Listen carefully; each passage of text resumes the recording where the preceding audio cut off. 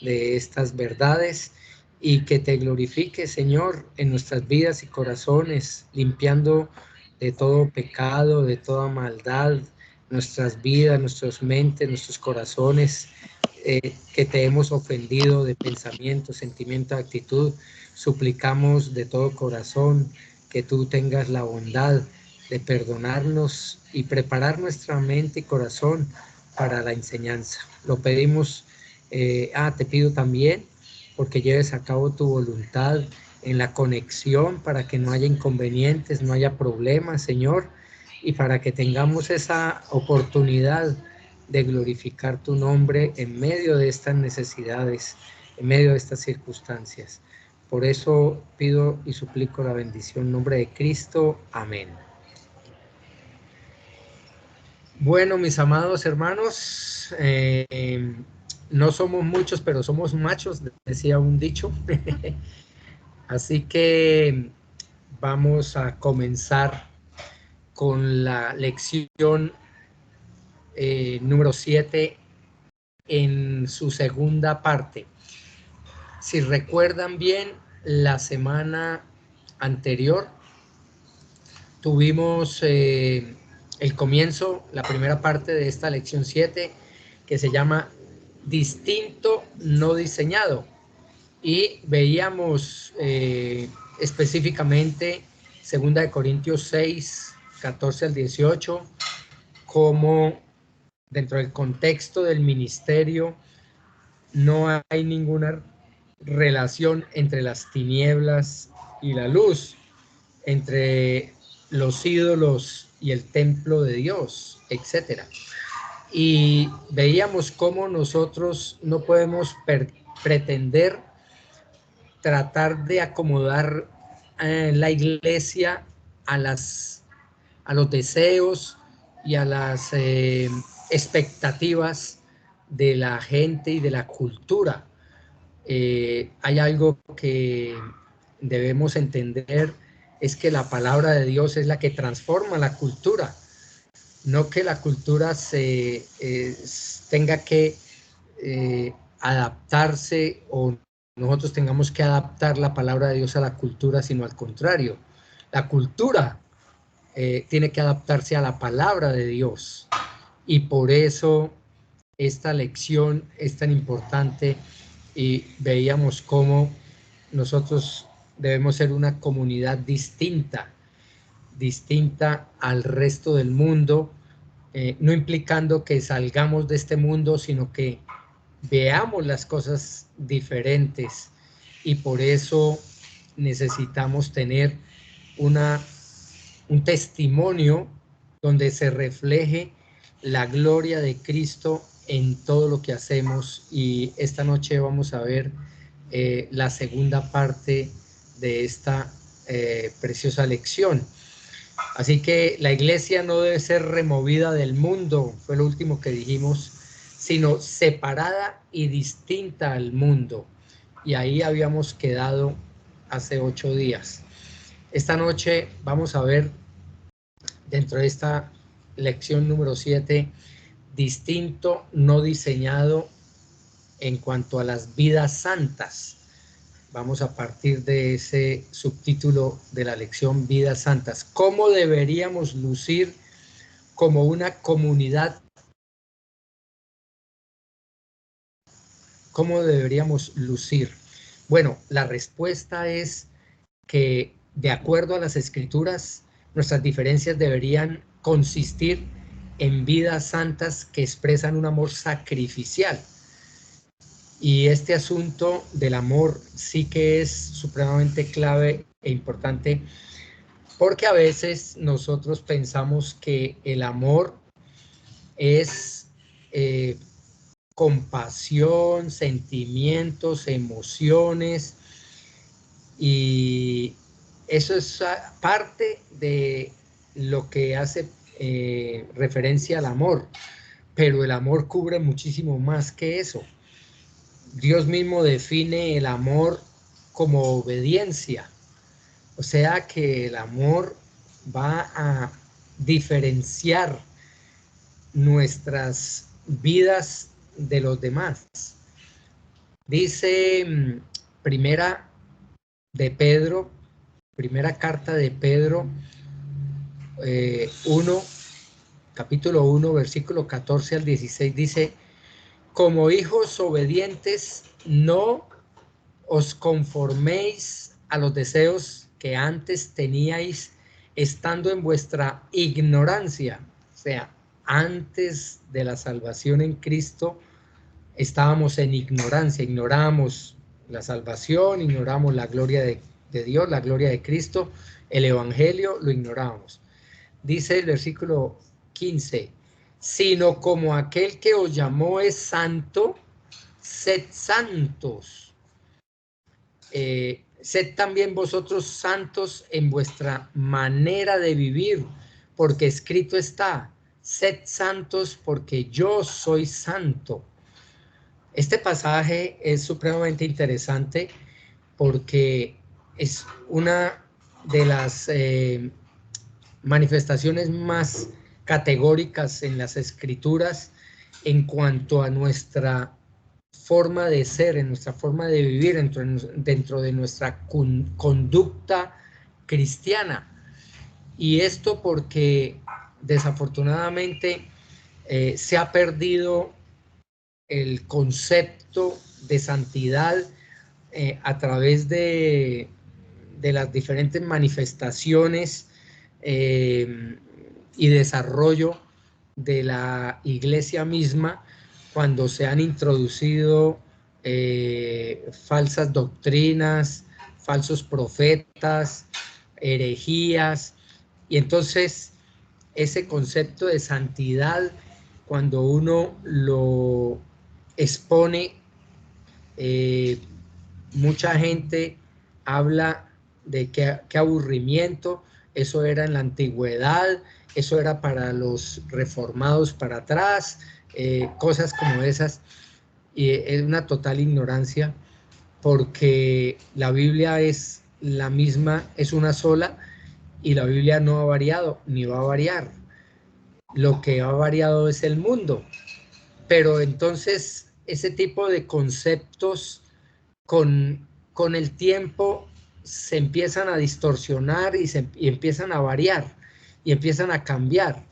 Entonces lo que para hace 500 años para los reformados primarios era santidad, para nosotros hoy en muchas iglesias eso es legalismo, eso es aburrimiento, eso es Viejo Testamento y cosas de esas.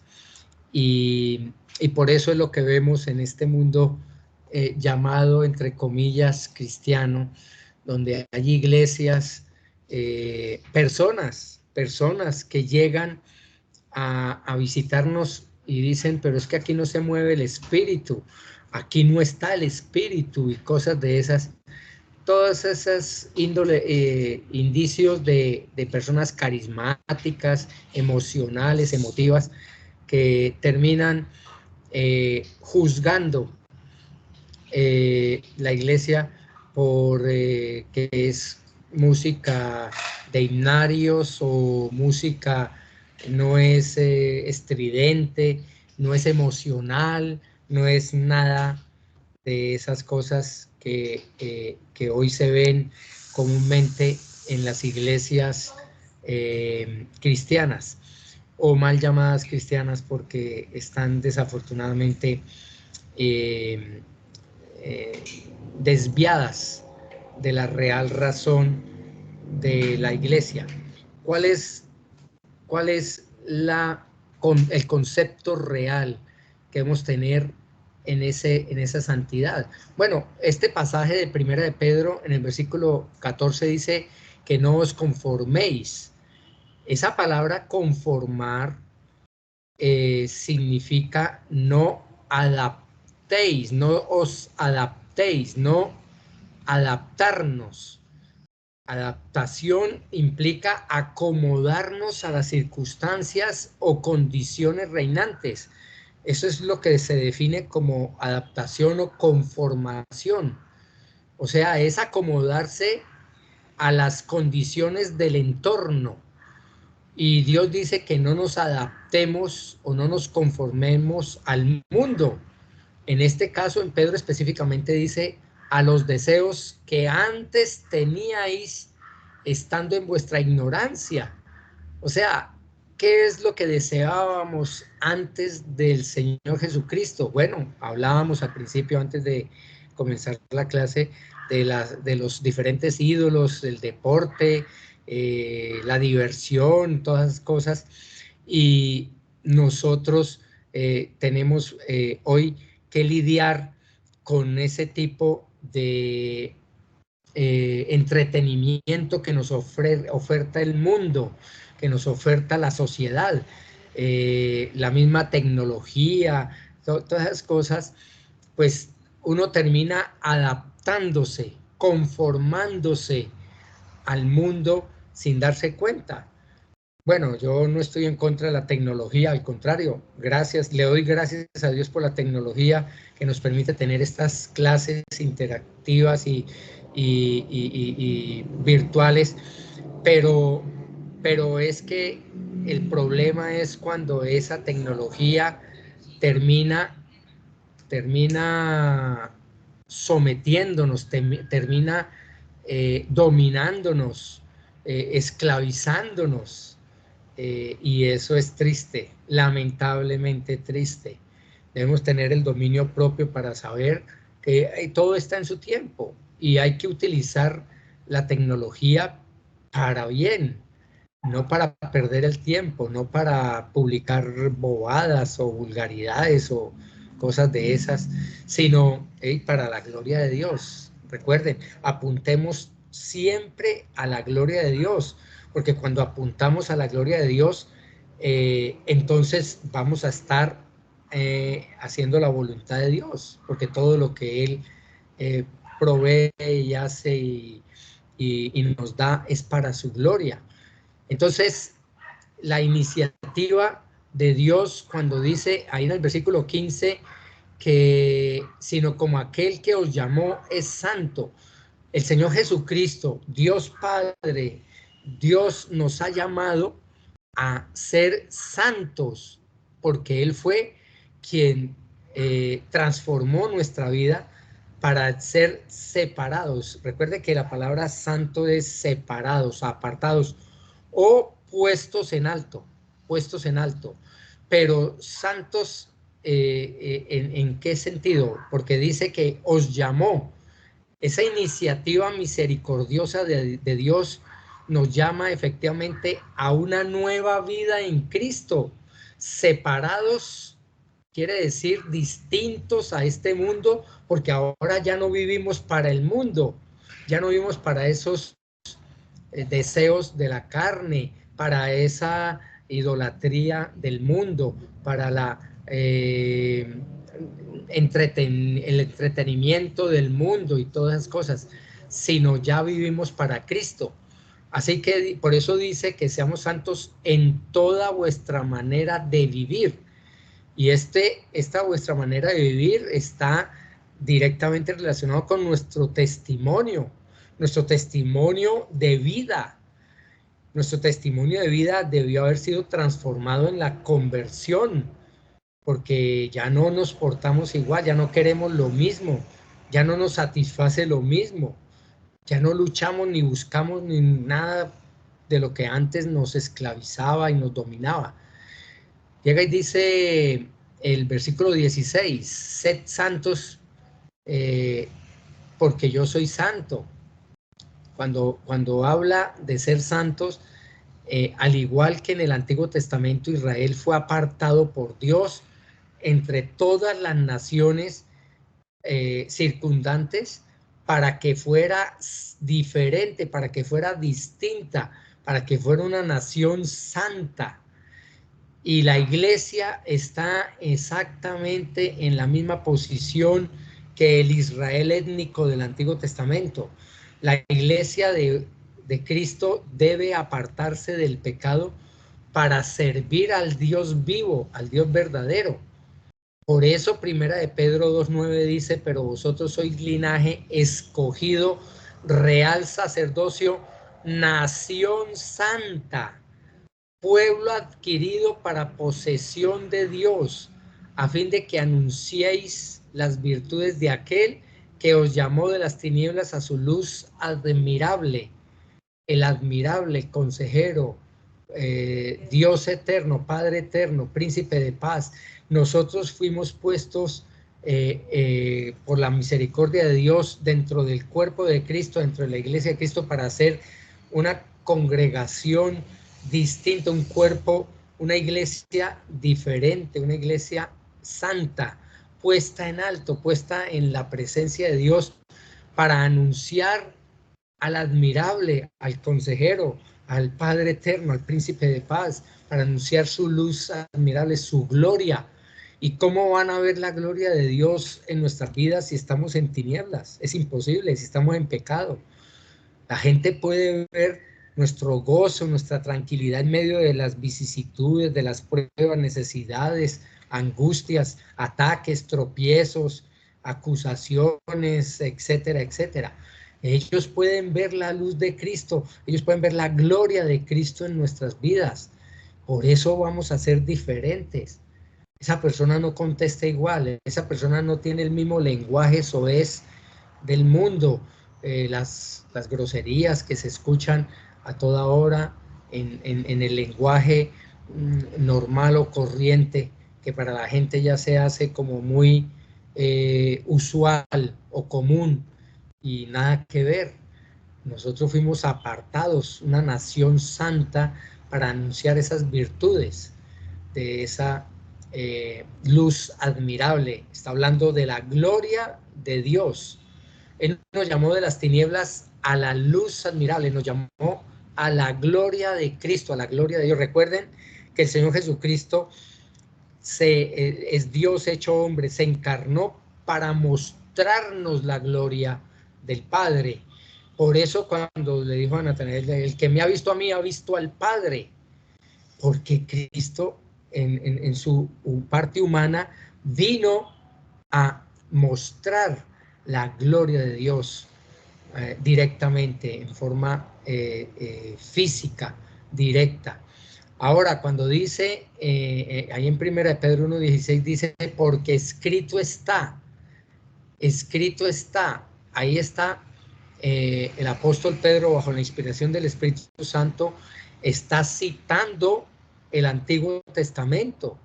Cuando ustedes ven en el Nuevo Testamento, escrito está, cuando el Señor Jesucristo en la tentación en el desierto estaba citando el Antiguo Testamento, y cada vez que aparece escrito está las profecías, las verdades, las promesas que Dios había dado en el Antiguo Testamento.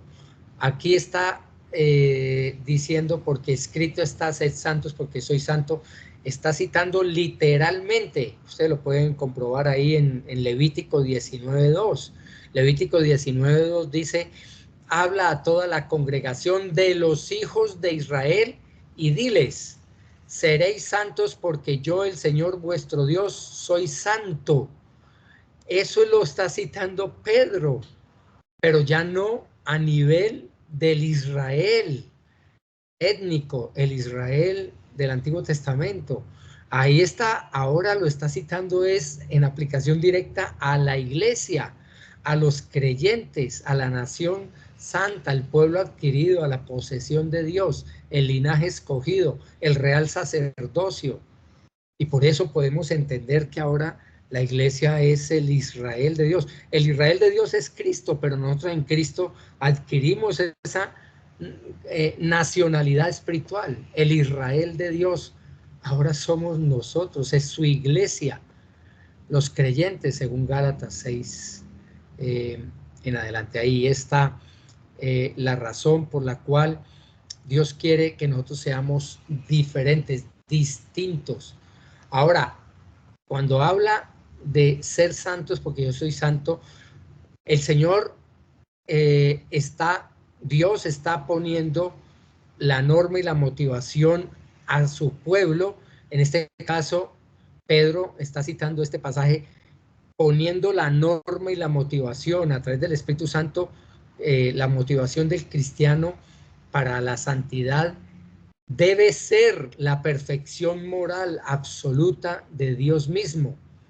Es que no cabe otro modelo, es que no hay otra vara de medida, o sea, no puede haber otra forma de entender que nosotros debemos tener esa motivación de la santidad en la absoluta, completa y total pureza moral de Dios mismo. Por eso Mateo 5:48 dice, por tanto, sed vosotros perfectos como vuestro Padre Celestial es perfecto. Hermano, eso no lo podemos hacer. Ustedes ni yo, nadie es perfecto. Pero entonces, ¿en qué contexto está puesto este pasaje para que nosotros lleguemos a ser perfectos? El único perfecto es Cristo. O sea que lo que nosotros debemos ser es creyentes, cristianos maduros, que Cristo sea quien gobierne, quien viva su vida en nosotros. No soy yo, es Cristo en mí, porque Él es el único perfecto. Efesios 5:1 dice, sed pues imitadores de Dios como hijos amados. El Señor Jesucristo es Dios hecho hombre y ahora habita en nuestras vidas a través de su Espíritu Santo como sello indeleble en nuestro corazón. Y Él es el que debe manifestarse. Por eso estamos puestos para mostrar la luz admirable. Dios nos llevó a la luz admirable de Cristo para reflejar esa luz admirable a otros, no para que vean mi propia luz interpretando lo que yo creo que es Dios, lo que yo creo que es Cristo. No. Es que somos testigos directos. Si somos verdaderos creyentes, Dios nos salvó para mostrarnos como luminares en este mundo, en medio de las tinieblas, dice Filipenses. Así que somos hechos a la imagen y semejanza de el Señor y debemos reflejar esa imagen y esa semejanza de Cristo, porque esa es la labor que Dios nos encomendó. ¿Qué significa esto para la iglesia? Dice las notas de la lección ahí en la segunda parte. ¿Qué significa esto para la iglesia de Dios corporativamente? O sea, en el cuerpo de Cristo, en la congregación. Bueno, esto lo que significa es que toda la comunidad debe lucir, o debería, digamos debería porque muchas veces no luce así, toda la comunidad debería lucir radicalmente distinta a la cultura que nos rodea, no solo en privado, sino también en conjunto. O sea, no solamente somos cristianos cuando estamos en el conjunto, en la casa, bueno, a veces que somos conscientes, que somos diferentes y distintos y bueno, nos portamos cristianamente en el trabajo. Tristemente no todo el mundo lo hace, lamentablemente, porque o les da pena o se avergüenzan, no sé, muchas veces escondemos nuestra filiación y callamos, muchas veces no señalamos el pecado con vehemencia en nuestras vidas y en los demás. Bueno, entonces sencillamente terminamos es adaptándonos, pero la iglesia debería brillar en esa santidad, en esa luz admirable. Deberíamos mostrar esa santidad. Y no solamente en forma individual, sino en forma corporal. La iglesia debe destacarse como una iglesia fiel, una iglesia verdadera, una iglesia que es genuina, que es fiel, etcétera. Así que comprendemos que nuestras vidas no son nuestras, por eso somos distintos, somos diferentes.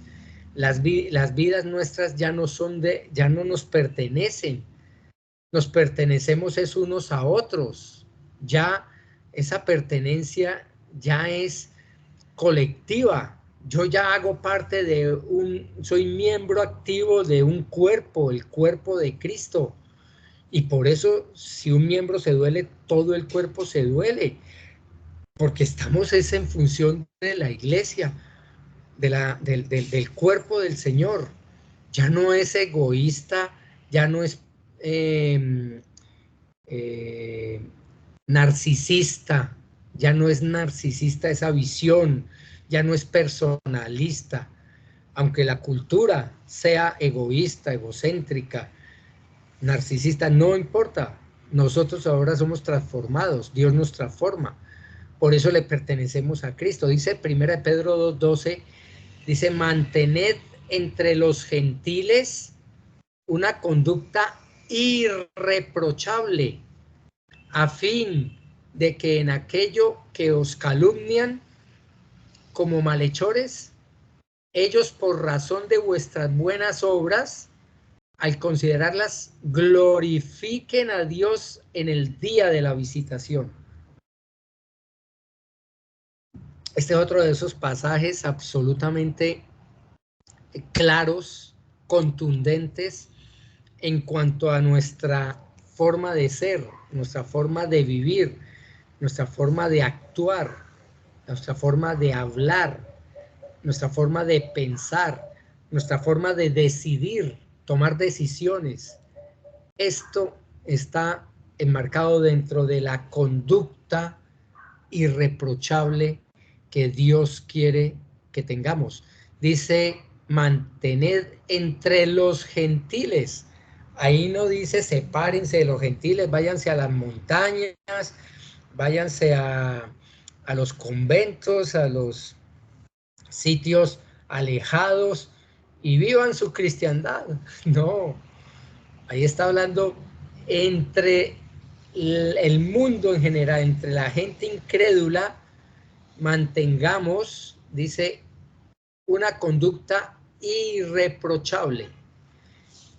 Esta palabra irreprochable está hablando de conducta irreprochable, está hablando de lo mismo que estamos hablando del testimonio de vuestras vidas, forma de vivir, es lo mismo. Ahí está hablando del testimonio de nuestra vida, que debe ser distinto, debe ser de tal manera nuestra vida que no tenga nada digno de reprochar, nada digno de señalar, de acusar.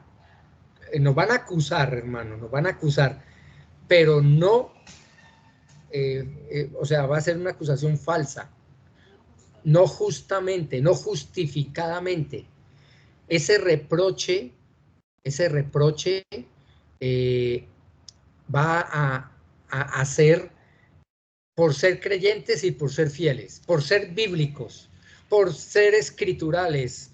Ay, es que estas alabanzas son aburridas. Bueno, pero es que son escriturales. Son canciones donde se da teología. No se están apuntando a las emociones de la gente. La gente va a adorar a Dios. Vamos a adorar a Dios en la congregación, no a que nos adoren a nosotros. Es que no me gusta, es que no me llega al corazón, es que no me emociona.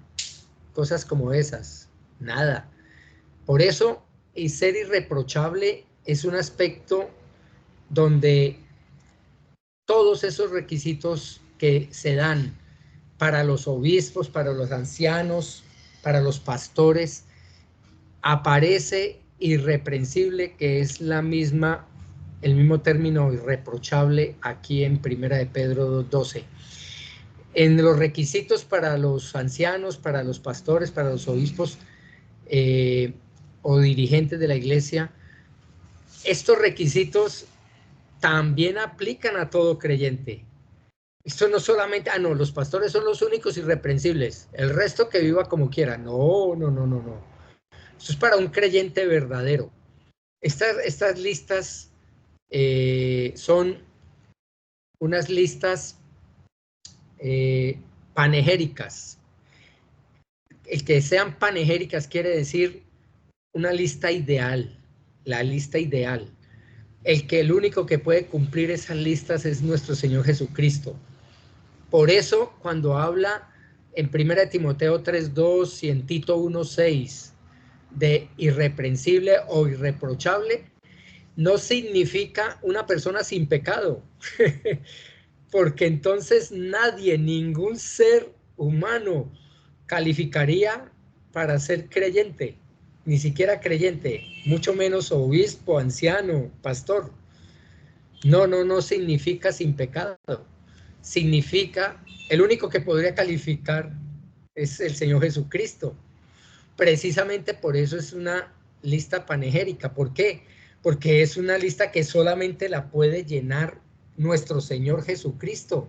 Nadie más, absolutamente nadie más tendría posibilidad de tener esos requisitos cumplidos. Ahora, yo los puedo cumplir en Cristo Jesús, que es el único irreprensible, el único sabio, el único glorioso, el único santo. ¿Ven? Así que, ¿qué significa irreprochable en el idioma original, en el lenguaje original? Significa, literalmente es por encima de todo reproche escandaloso. O sea que nuestra conducta debe estar por encima de cualquier escándalo. Escándalo es, en el griego es tropiezo. O sea que no tengamos un testimonio de tropiezo, tropiezo a los demás, por ser egoístas, por ser groseros, vulgares, tacaños o idólatras, o bueno, por esas cosas. Por eso dice que, que a fin de que aquellos que os calumnian como malhechores, malhechor es una persona que hace las cosas mal, mal hecho, malhechor. Un malhechor es un ampón, es un ladrón, una persona que hace las cosas mal. Imagínense ustedes, hermanos, hace 2000 años, cuando el Espíritu Santo, iluminando al apóstol Pedro, le da estas palabras y dice Pedro, escribe Pedro, que hay gente, o entre esos gentiles, nos van a calumniar o los calumniaban a la iglesia como malhechores. Esto no es nuevo. A nosotros nos van a calificar de malhechores, porque si hace 2000 años que estaba empezando la iglesia ya lo hacían, ¿qué hicieron con nuestro Señor Jesucristo?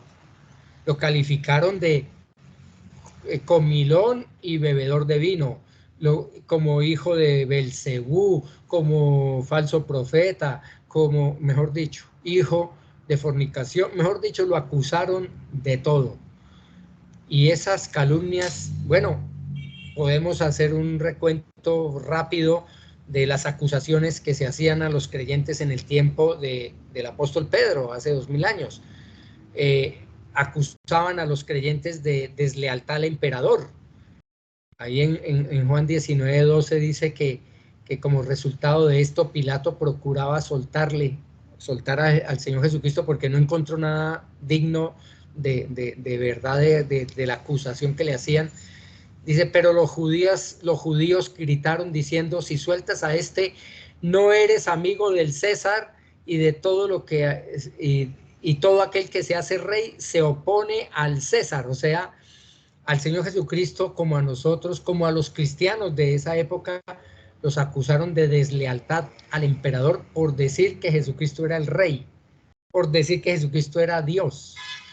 Además, otra acusación que tenían los creyentes en esa época era, eran acusados, o la iglesia era acusada de propagar costumbres ilícitas.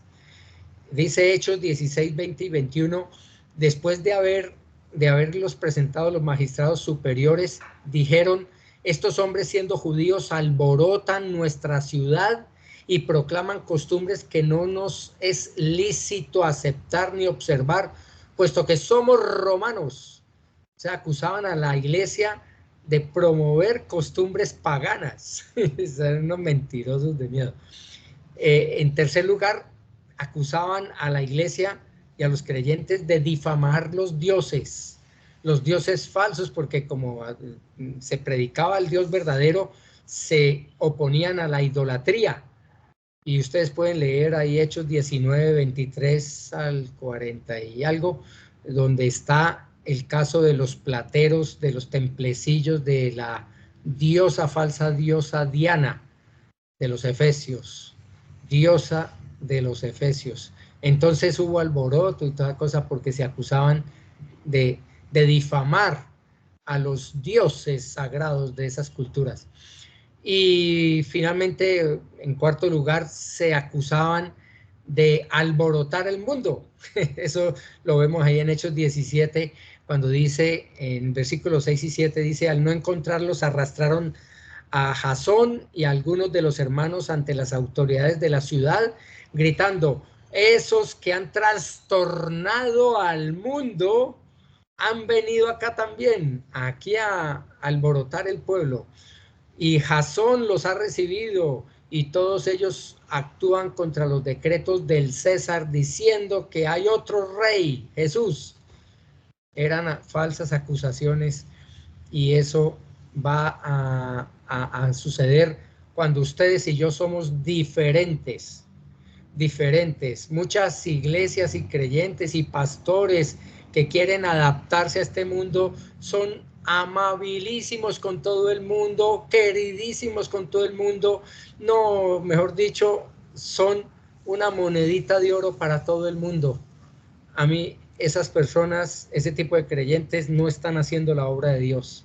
Si no nos están señalando y acusando de ser bíblicos, de ser santos, de glorificar a Dios, tal, no estamos haciendo la obra de Dios. Somos camaleones cristianos, ese camaleonismo cristiano que se adapta ¿cómo es al ambiente, a la sociedad. Esos son creyentes diseñados, diseñados para figurar ahí y estar siendo queridísimos con todo el mundo. Qué tristeza, qué tristeza. Por eso, cuando dice Pedro al final, para que glorifiquen a Dios el día de la visitación, hermanos, nuestra esperanza es que ojalá nos acusen falsamente, nos calumnien falsamente, porque Dios hará justicia el día de la visitación. Ese día de la visitación está hablando de la segunda venida del Señor Jesucristo, el día que se acerca para juicio o para misericordia. El juicio de condenación y la misericordia de salvación, porque Dios va a hacer juicio. Todos vamos a estar en ese juicio, unos para salvación, otros para condenación. Así que dice la lección, tomar la santidad con seriedad implica practicar esa disciplina correctiva de la iglesia. Es que debemos pertenecer a la iglesia, porque si yo no pertenezco a la iglesia estoy en contra de la voluntad de Dios. Y habla de la membresía, habla de la membresía oficial de la iglesia. Así que no se puede practicar, yo no puedo corregir el pecado de personas que no son miembros de la iglesia, que no han firmado membresía. Mucha gente me puede acusar, ay, mire que está permitiendo. No, pues si no son miembros yo no puedo llegarle, porque no están bajo mi autoridad, no está bajo mi cobertura.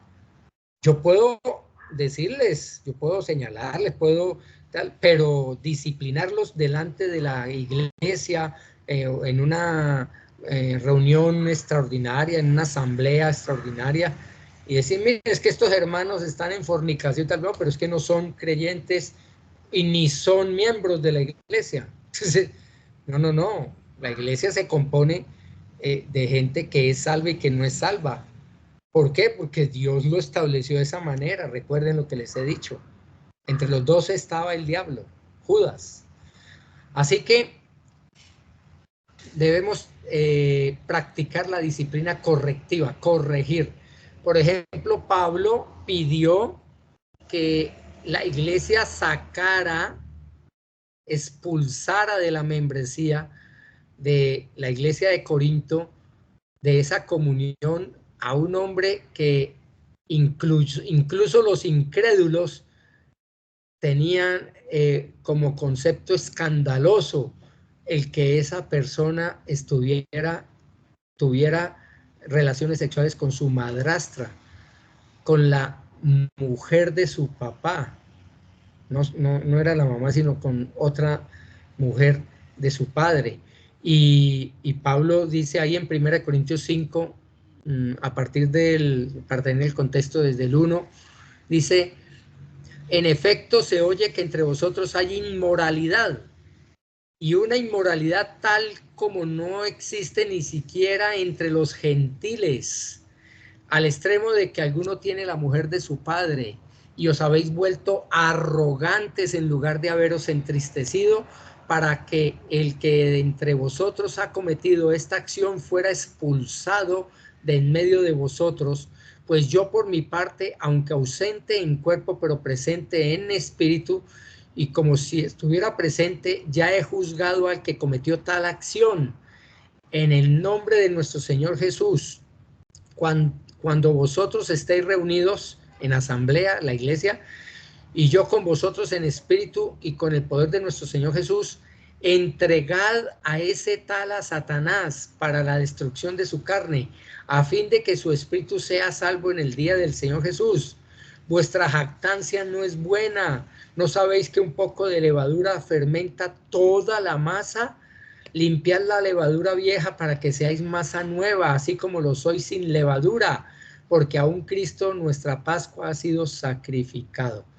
Aquí estaba haciendo una disciplina correctiva el apóstol Pablo con esta iglesia, porque se iba a contaminar el resto.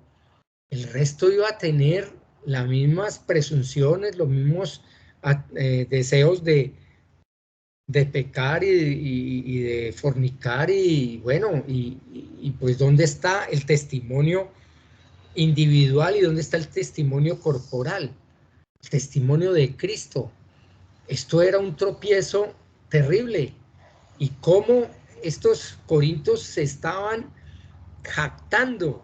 O sea, no solamente aceptaban el asunto, sino sacaban pecho por eso, o se reían de eso. Eso es increíble. Ahora, hermanos, cuando habla la palabra de Dios de esa destrucción de la carne a fin de que su espíritu sea salvo, vemos en este versículo cómo esta persona era un creyente verdadero en pecado. Y esto es triste, pero es la realidad. Si el Espíritu Santo no hubiera inspirado estas palabras a Pablo, podríamos dudar de ese fornicario. Podríamos decir, ese es un infiltrado. No, esa es una cabrita ahí metida entre las ovejas. No, no, no. No, no, no. Si dice que el Espíritu iba a ser salvo el día del Señor es porque era creyente, tan solo que estaba desviado. Bueno, afortunadamente la misma palabra de Dios lo demuestra y lo confirma, porque en la segunda carta a los Corintios ya el hombre se había arrepentido y había regresado a la iglesia y había regresado a la comunión, aunque lo rechazaban porque había sido una disciplina drástica de la que se había exigido al principio. Ya no lo querían ni saludar ni tener relaciones con él, ¿no? Ya Dios lo perdonó, ustedes deben perdonarlo, dice Pablo ahí en 2 Corintios. Pero que entendamos, hermanos, no debería ser así, pero es que ese es el cuerpo de Cristo, esa es la iglesia, somos nosotros. Afortunadamente tenemos el perdón de Dios continuo. El problema, como dice ahí la lección, el problema no es el pecado, porque aún los creyentes genuinos pecamos. El problema es la falta de arrepentimiento de los que se llaman cristianos o creyentes, cuando son confrontados con el pecado y continúan en él. Eso es lo triste. Lo triste es que yo puedo llamar la atención, podemos corregir eclesialmente a una persona, a un miembro de la iglesia, y continuar en su necedad, y ya la parte extrema es sacarlo de la membresía. No podemos expulsar de la iglesia, no podemos pararnos en la puerta y no dejarlo entrar, no, pero sí de disciplina eclesiástica expulsarlo de la membresía, como dice Pablo, para que su espíritu sea salvo el día, destruya su carne Satanás, pero su espíritu sea salvo el día del Señor. Así que la falta de arrepentimiento en un creyente radica esencialmente en su propio orgullo. Recuerden que el orgullo es la base, la raíz de todos nuestros pecados. No consideramos pecado, o al menos no tan grave, cuando practicamos la autojusticia. Cuando yo peco haciendo lo mismo que estoy juzgando en otro de forma escandalosa, es que esto no puedo permitirle tal, y estoy haciendo lo mismo, eso se llama la aborrecible autojusticia. Condenamos a los demás, pero no a nosotros. Aplicamos otro rasero, otro término, otra disciplina, y es absolutamente lamentable que eso pueda suceder en la iglesia de Cristo. Por eso necesitamos una iglesia congregacional. ¿Qué quiere decir eso? Que no sea una iglesia donde la autoridad sea exclusiva del pastor o de los ancianos y no más, no. Una iglesia sana, una iglesia saludable, tiene pastores, es plural en el liderazgo, no singular. Por eso la dificultad o la demora en la plantación de una iglesia lleva por lo menos el proceso de 7 a 10 años, porque en ese término es donde se pueden establecer esos líderes ancianos y pastores futuros de la iglesia, de la misma iglesia donde se está plantando la obra, porque se necesita el entrenamiento, las pruebas, las circunstancias, la corrección, la preparación, la instrucción, la dirección, todo eso se necesita con los líderes. Y si Dios levanta personas que están dispuestas a dejarlo todo para seguir a Cristo, para seguir la obra, pues bendito sea Dios, pero hasta ahora todavía no ha llegado ese momento. Se está trabajando con los hermanos en la fe, los más dedicados y fieles, pero pues están en un proceso, y eso es un proceso que es lento, pero gracias a Dios es seguro. Así que esa falta de arrepentimiento es por orgullo, no hay otra razón de ser. Por eso habla la lección del amor autosacrificial.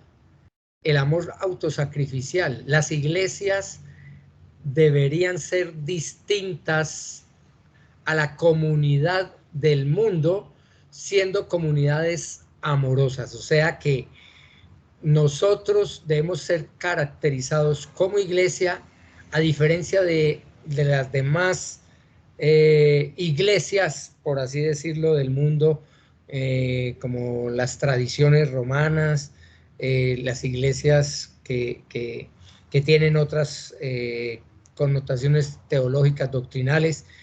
Deberíamos diferenciarnos de todas ellas en el amor, un amor verdadero, que nos conozcan por el amor de Cristo entre nosotros. Por eso dice Juan 13, 34 y 35, un mandamiento nuevo os doy, que os améis los unos a los otros, que como yo os he amado, así también os améis los unos a los otros. En esto conocerán todos que sois mis discípulos, si os tenéis amor los unos a los otros. O sea que en este caso, ese amor, el amor de Dios, el amor de Cristo, se debe ver, se debe entender, se debe vivir, se debe sentir, se debe expresar entre nosotros como una iglesia de amor verdadero, del amor agapao, que no tenemos nosotros naturalmente, pero sí Cristo. Recuerden que nuestro amor solo alcanza hasta el fileo, el amor filial. De resto es condicional, mientras Cristo tiene el amor agapao, que es incondicional. Por eso el amor autosacrificial va a hacer diferencia en la iglesia, que seamos una iglesia distinta, amorosa.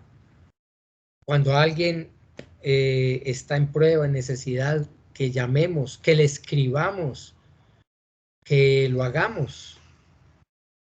Por ejemplo, con la doctora Lilia, que sufre el asunto de la muerte de un tío de la familia de su mami.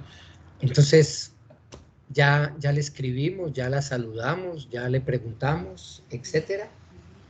Julita y don Aníbal, que están viajando, están en Medellín por una cirugía que le van a hacer a ella de rodilla muy delicada y solamente a ella se la podían hacer. Entonces ya le escribimos, ya la saludamos, porque es que, hermanos, sinceramente como iglesia no damos un paso por los demás, sino es que, y en cambio cuando nosotros estamos en prueba, en necesidad, y sí queremos que los demás sepan y que los demás nos ayuden y colaboren y oren y todo, y hermanos, nos falta bastante crecimiento en ese aspecto. Ahora, ¿cómo podemos amar a los otros? Bueno, la respuesta es perdonándonos unos a otros y entregando nuestras vidas unos por otros. De verdad vivir unos por otros. Ahí dice, amar a los que son como nosotros es fácil. Jesús dice que aún los recaudadores de impuestos tenían amigos. Mateo 5:46. Porque si amáis a los que os aman, ¿qué recompensa tenéis? ¿No hacen también lo mismo los recaudadores de impuestos? O sea, los recaudadores de impuestos eran el testimonio más bajo entre la cultura judía, porque eran judíos traicioneros que estaban explotando a su propio pueblo. Y dentro de ese testimonio tan terrible y tan odioso para el pueblo judío, dice, pues ellos hacen lo mismo que ustedes hacen. ¿Qué recompensa tienen? No, amemos a los que son diferentes.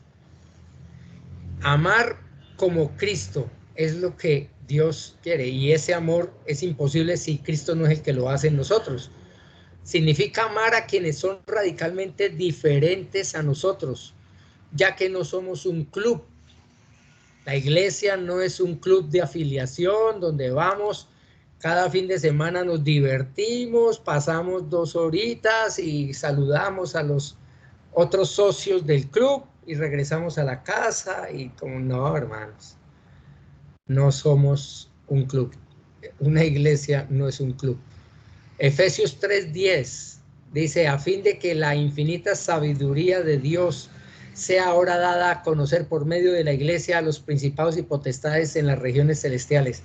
Imagínense, la iglesia es testimonio a las huestes celestiales, ángeles, arcángeles, querubines, Lucero y sus demonios, y todos somos testimonio. Por eso dice al final, cerrando ya esta lección, el poder del evangelio se despliega cuando las iglesias viven de manera diferente, cuando somos iglesias distintas. Bueno, amados hermanos, paremos aquí la lección de esta noche.